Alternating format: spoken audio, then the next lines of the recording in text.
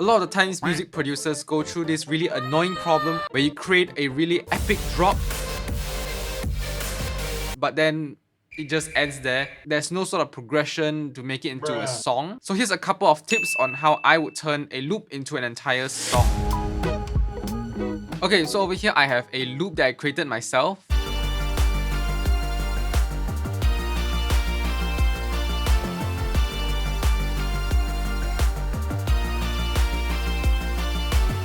Sounds pretty decent. And before I did anything, what I did was I just duplicated the loop for a few times. And the first thing I did right after that was I removed a few layers.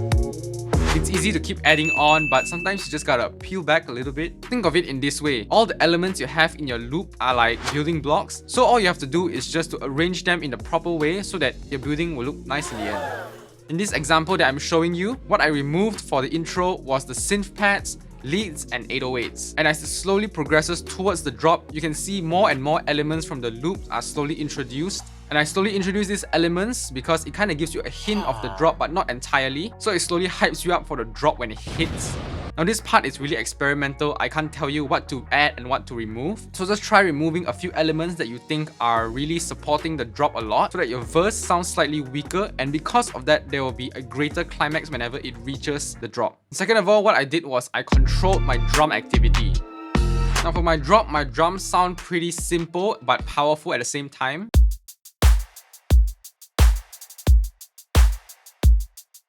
And because my intro doesn't have much going on, I decided to bring the same pattern of drums into my intro. But the only thing I did different was for the intro, I actually removed one snare sound just so that the snare sounds aren't too prominent and like too in your face. And in my pre-chorus, what I did was I spaced out my drums, because if you have the same 4 on the floor pattern going on for the entire song, it can be a bit boring and stagnant. And so what I did for the first half of my pre-chorus was just to leave it completely empty with no drums. And following that, something interesting I did was I used different drum sounds, because if I were to use the same drum sounds I used in my chorus, whenever my kick and snare slowly hits in, and especially for my snare that goes really fast at one point,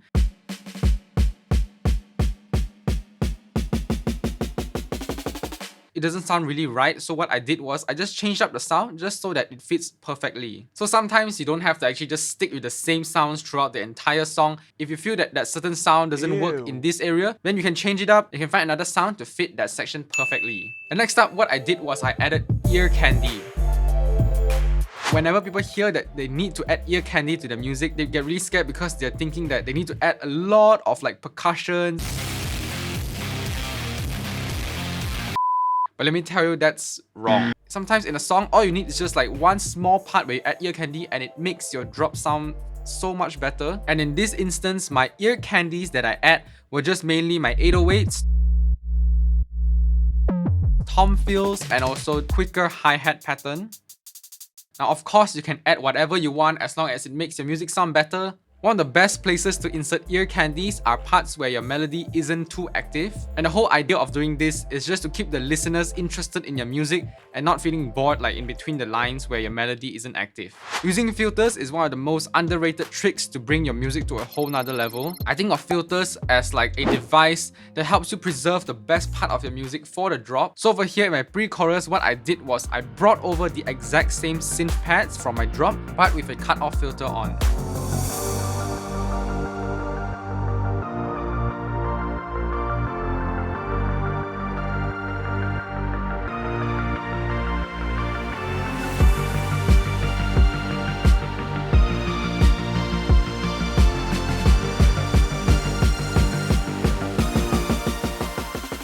And by doing so, it kind of hints you a little bit of what's coming, but yet at the same time, it retains all that power while drawing you closer to the drop.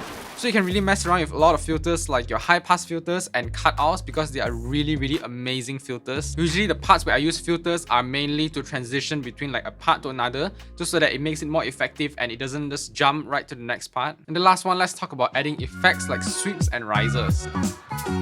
Notice how I use my sweeps in a way that it's really subtle, but it helps you transition from one part to the other along with the filters.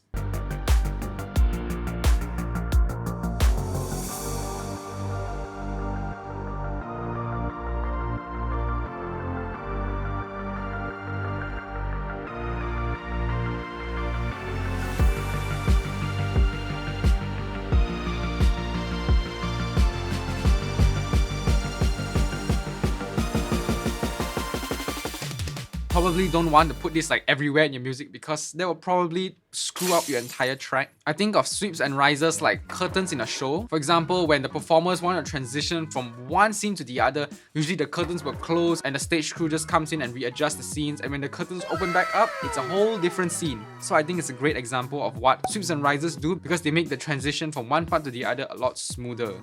These are just a couple of simple tips that I would use to turn my loops into a song. And I know this has nothing to do with this video, but if you like free things and you want to get your hands on one of the best free plugins of 2022, this is the video for you. And I'll see you at this video. Peace!